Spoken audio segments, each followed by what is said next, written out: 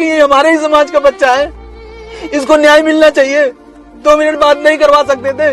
नहीं करता हूँ मैं, सच बता रहा हूँ। राजनीति करता इस भर्ती ने मुझे हर पल मारा है मुझे। उसी मौर्य सभा यहाँ थी, एक मौर्य सभा, उसमें हरपाल मौर्य जी आए थे, तो उन्हीं की सभा में मैं आया था। मैं गलत मांग नहीं कर रहा हूँ, मेरे पास आयोग की रिपोर्ट है। मेरे समाज के नेता मुझे गलत साबित करना चाहते हैं। मैं कोई राजनीति नहीं करना चाहता। मैंने कभी, आप लोग समाज में लोग देख लीजिए, यही हाल है, दर दर भटक रहे हैं, लाठियां खा रहे हैं, गालियां खा रहे हैं। केशव प्रसाद मौर्य के आवाज पे कम से कम 50 बार गया हूँ, गालियां। हम कहाँ जाए, किसके पास जाए? हम और कुछ नहीं कहना चाहेंगे। मेरा नाम अमित मौर्य है। यही हमारे गांव के पास में एक अमरपाल मौर्य जी एक छोटा सा कार्यक्रम था, मौर्य सभा, उसी में आए थे और जितने मौर्य थे, मौर्य समाज के लोग आए थे। तो हमने सोचा कि जो हमारी पीड़ा है, 640 दिनों की पीड़ा है, लखनऊ के इको गार्डन में जो एक जेल हुआ करती थी, उसमें हम लोगों ने बिताया है, वो दर्द हम इनसे कहेंगे और इनसे बताएंगे। तो ये राज्यसभा सदस्य हैं, हो सकता है हमारी बात वहाँ तक पहुँचाएं। मोदी जी से मिलते रहते हैं, योगी जी से मिलते रहते हैं, तो न्याय दिलाने की बात करें। मैं यही उम्मीद के साथ आया था, एक ज्ञापन लिया था, तो मैंने कहा सर 2 मिनट मुझसे बात करनी है। तो सर ने हमारा ज्ञापन, हमने जैसे 69,000 का नाम लिया, उन्होंने हमारा ज्ञापन ऐसे ले लिया, हाथ में पकड़ लिया, ना कुछ सुना ना कुछ कहा कि अभी बात करते हैं। वो चले गए। उसके बाद फिर मैं बाहर बोलता रहा। उसके बाद कई सारे नेता हमारे समाज के ही हैं, जिनको मैं जानता हूँ, वो भी हमें जानते हैं, वो हमको डांटने लगे, अलग से हमको डांटने लगे कि तुमको ऐसा नहीं करना चाहिए था। फिर कुछ लोगों का कहना था कि ये राजनीति करता है, राहुल गांधी से मिला था। मैं कहना चाहूंगा कि मैं कोई राजनीति नहीं करता हूं। मैं राहुल गांधी से मिला था, मेरी पीड़ा थी। मैंने उनसे ये कहा था कि आप मिलकर राहुल गांधी को एक पत्र लिखिए, आप जाइए राहुल गांधी को एक पत्र लिखिए कि हम लोगों के साथ अन्याय हुआ है, वो हम लोगों को न्याय दिलाने का प्रयास करें, जैसा कि राहुल गांधी ने पत्र को लिखा भी था। उसके बाद जैसे अब यह राहुल गांधी की बात नहीं है, विपक्ष के जितने भी नेता हैं, मैंने चाहे सत्ता पक्ष हो विपक्ष हो, किसी के पास मैंने कोई ऐसा दरवाजा नहीं है जहां मैंने खटखटाया ना हो, मैं सबके पास गया हूं। कोई ये एलिगेशन अगर लगाता है कि मैं राजनीति कर रहा हूं, तो वो मेरा पूरे घर का बैकग्राउंड देख सकता है कि क्या मैं राजनीति करने लायक हूँ, मेरी औकात है राजनीति करने की। ऐसे एलिगेशन लगाना मत करिए। हक दिलाने की जहां बात आई है वहां हक दिलाइए। ऐसे आप किसी के ऊपर आरोप लगा के ऐसा नहीं कर सकते हैं, आप पीछे नहीं हट सकते हैं।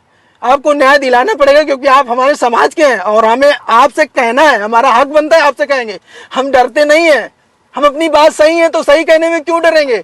हमको चाहे मारो, जेल भेजो, काटो, कुछ भी करो, हम नहीं डरते हैं। हमको कोई मार के धमकाएगा यहाँ, हम नहीं डरने वाले।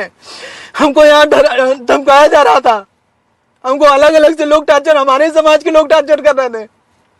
उनको ये नहीं पता था कि ये हमारे ही समाज का बच्चा है, इसको न्याय मिलना चाहिए। 2 मिनट बात नहीं करवा सकते थे?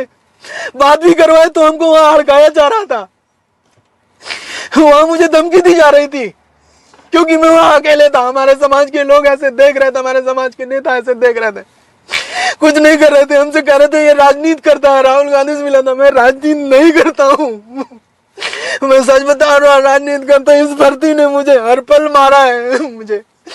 बस यही मन करता है, मुझे जीने का मन नहीं करता। मैं सोचता हूँ कब मर जाऊं ऐसे टॉर्चर होने से ज्यादा, क्योंकि मैं सही हूँ, मैं गलत नहीं हूँ। मेरे समाज के नेता मुझे गलत साबित करना चाहते हैं। मैं कोई राजनीति नहीं करना चाहता। मैंने कभी किसी और से राजनीति के बारे में कई बात नहीं किया। मैं 6800 शिक्षक भर्ती में आरक्षण पीड़ित एक शिक्षक हूँ। ओबीसी एससी समाज से आता हूँ। ओबीसी एससी शिक्षकों की, ओबीसी एससी बच्चों की क्या हाल है, आप लोग समाज में लोग देख लीजिए। यही हाल है, दर दर भटक रहे हैं, लाठियां खा रहे हैं, गालियां खा रहे हैं। केशव प्रसाद मौर्य की आवाज पे कम से कम 50 बार गया हूँ, गालियां मिली है। एक बार मुलाकात हुई तो उन्होंने कहा कि आप मौर्य सभा बनाने आते हो। उसी मौर्य सभा यहाँ थी, एक मौर्य सभा, उसमें हरपाल मौर्य जी आए थे, तो उन्हीं की सभा में मैं आया था। मैंने सोचा कि वो मेरी बात रखेंगे, वो मेरी बात सुनेंगे, मेरा दर्द सुनेंगे, लेकिन उन्होंने सुनने से मना कर दिया। मुझे अलग से अड़काया। कई सारे नेता थे हमारे, कई ब्लॉक प्रमुख थे, विधायक जी भी थे, लेकिन किसी ने मुझसे बात करना उचित नहीं समझा। सिर्फ मुझे डांटने के सिवा, मुझे आरोप लगाने के सिवा किसी ने कुछ भी नहीं समझा। मेरा बिल्कुल भी मन नहीं कर रहा है कि मैं जिंदा रहूं। इस तरह का टॉर्चर होना नहीं चाहता। लोग मुझे सुनना ही नहीं चाहते, मेरा दर्द क्यों नहीं सुनना चाहते लोग, हमें ये नहीं समझ में आता। मैं अपनी बात लेके गया था, मैं गलत मांग नहीं कर रहा हूँ, मेरे पास आयोग की रिपोर्ट है, मेरे पास सब कुछ तो है, मैं सब रिकॉर्ड तो लेके आया। योगी जी ने ट्वीट किया, वो ट्विटर हैंडल का भी मेरे पास फोटो कॉपी है, प्रेस कॉन्फ्रेंस की मेरे पास वीडियो है, सब कुछ है। जो उन्होंने माना है कि विसंगति हुई, उसके बाद फिर हम लोग क्यों भटक रहे हैं? हमारी जगह 6,800 सामान्य वर्ग के भर्ती नौकरी कर रहे हैं और हमको सड़कों में भटकाया जा रहा है, हमको राजनीतिक बताया जा रहा है, हमको टॉर्चर किया जा रहा है, हमको धमकी दी जा रही है। हम एक गरीब परिवार से आते हैं, इसलिए हमारे साथ ही अत्याचार किया जा रहा है। हम अपने समाज के लोगों से कहना चाहते हैं कि हम लोग हमारी दर्द को समझिए, हमारी पीड़ा को समझिए। ये लोग हमको नहीं समझना चाहते, सब कुछ जानते हैं मेरा दर्द, उसके बाद भी लोग अवॉइड कर रहे हैं हमको। हम कहाँ जाएं, किसके पास जाएं? हम सत्ता पक्ष के पास जाते हैं तो वो सुनते नहीं, विपक्ष के पास जाते हैं कि वो सदन में मेरी बात रखेंगे तो मुझे राजनीतिक बताते हैं। मैं कहाँ जाऊं? 69,000 शिक्षक भर्ती में इतना बड़ा घोटाला हुआ, 6800 सीटों का, उसके बाद भी हम लोगों को न्याय नहीं दिया गया। चुनाव के समय योगी जी लिस्ट तो निकाल देते हैं, लेकिन 2 साल से सड़कों पे गालियां खाएं, पुलिस की लाठियां खाएं, मार खाएं, जातिगत गालियां। ये लोग जो समाज के नेता बन रहे हैं, ये लोग क्यों नहीं समझते हैं? हम लोग को वहां जातिगत गालियां दी जा रही थी, जूतों से मारा,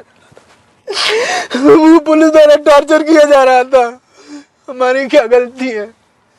सिर्फ यही गलती है कि हम ओबीसी एससी हैं, इसलिए हम और कुछ नहीं कहना चाहेंगे।